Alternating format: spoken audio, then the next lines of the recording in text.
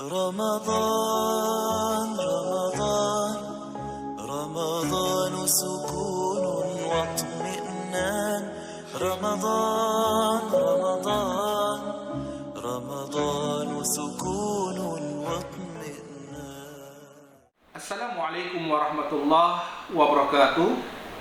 Alhamdulillah wassalatu wassalam ala Rasulillah. Para sahabat sekalian, alhamdulillah saat ini kita berada di 10 terakhir bulan Ramadan. Sebagaimana tradisi Rasulullah, para sahabat dan para ulama kita, itu biasanya di 10 akhir bulan Ramadan itu melakukan ibadah i'tikaf di masjid untuk mencari Lailatul Qadar. Dan itu memang ada perintah di dalam agama, taharrau Lailatul Qadri fil witri minal ashril awakhir min Ramadan. Ada sebuah hadis yang menarik untuk kita kaji. Dari hadis tersebut menggambarkan, yang akan kita sampaikan, itu menggambarkan bahwasannya ibadah ternyata tidak sesempit yang mungkin dipahami oleh sebagian orang. Umpamanya sering kita dapatkan di sebagian kantor-kantor yang melayani masyarakat, itu seringkali di 10 terakhir bulan Ramadan, itu di jam kantor, kadang-kadang pekerjaannya nggak ada. Orang ngantri panjang di bidang pelayanan. Ketika ditanya kemana, dia istirahat tadi malam i'tikaf itu. Padahal i'tikaf itu sendiri, itu kan ibadah sunnah. Sedangkan profesi yang kita digaji dengan profesi tersebut, itu merupakan suatu kewajiban. Dan profesi yang kita jalanin, itu sebenarnya juga merupakan ibadah. Ada hadis yang diriwayatkan oleh Imam At-Tabrani dalam Mu'jam Al-Kabir.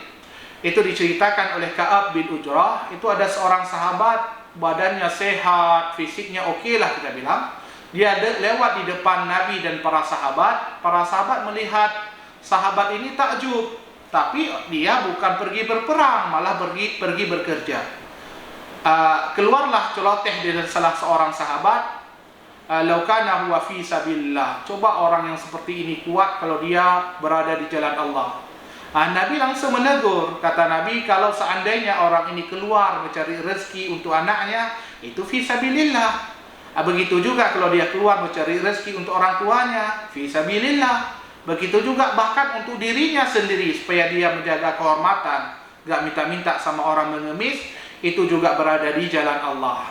Dari sini sebenarnya itu juga profesi yang kita lakukan bernilai ibadah di sisi Allah, dan itu semua tergantung kepada niat. Makanya di akhir hadis kata Nabi, kalau dia keluar untuk gaya-gayaan, untuk menunjukkan kesombongan, fahuwa fi sabilit taghut, maka dia berada di jalan syaitan.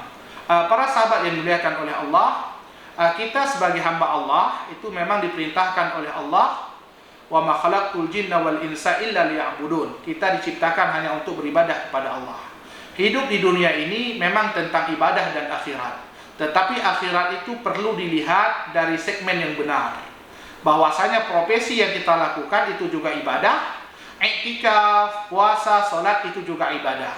Maka dalam bahkan dalam sebagian profesi itu ada nilai sosial di situ. Itu ada hadis, itu Nabi pernah sedang i'tikaf di Masjid Nabawi. Kemudian Nabi sampaikan kepada para sahabat Nabi bahwasannya ahabun nas ilallah anfa'uhum linnas. Orang yang paling dicintai oleh Allah adalah orang yang paling bermanfaat bagi orang lain. Wahabu amal ilallah, amalan yang paling dicintai oleh Allah, kau buat orang lain bahagia. Kau bantu dia bayar hutang, atau sekedar kelaparan yang ada pada dirinya kau hilangkan dengan memberi makanan. Bahkan di ujung hadis kata Nabi, walian akhruj ma'afi fi hajatin. Saya keluar dari masjid ini bantu saudara saya di luar sana, mungkin apa yang dia perlukan, itu walaupun sesaat, ahabbu ilayya min a'taki fi hadzal masjid syahran. Itu lebih saya cintai dibandingkan saya berada di masjid ini i'tikaf selama sebulan. Sebenarnya syariat Islam itu menyuruh kita untuk beribadah itu balance, seimbang, antara ibadah yang sifatnya personal, qasirah, atau ibadah muta'addiyah yang sifatnya ibadah sosial.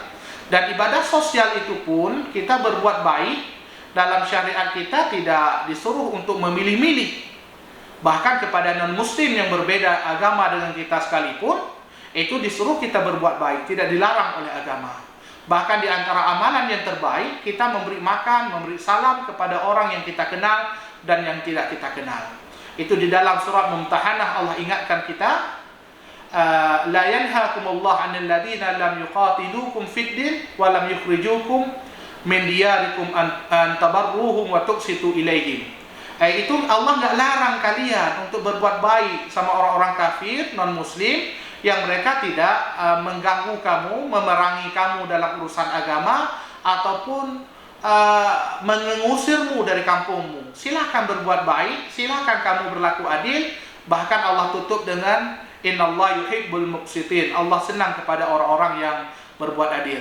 Sahabat yang dimuliakan oleh Allah, inilah ajaran yang sangat moderat di dalam Islam. Bagaimana kita beragama itu secara moderat, antara ibadah personal dengan ibadah sosial, juga bahkan sampai-sampai ibadah sosial itu tidak hanya terbatas kepada muslim, non-muslim pun tidak dilarang oleh agama kita untuk berbuat baik. Demikian, mudah-mudahan ini nasihat singkat ini bermanfaat, terutama buat diri saya sendiri dan para sahabat sekalian. Wassalamualaikum warahmatullahi wabarakatuh.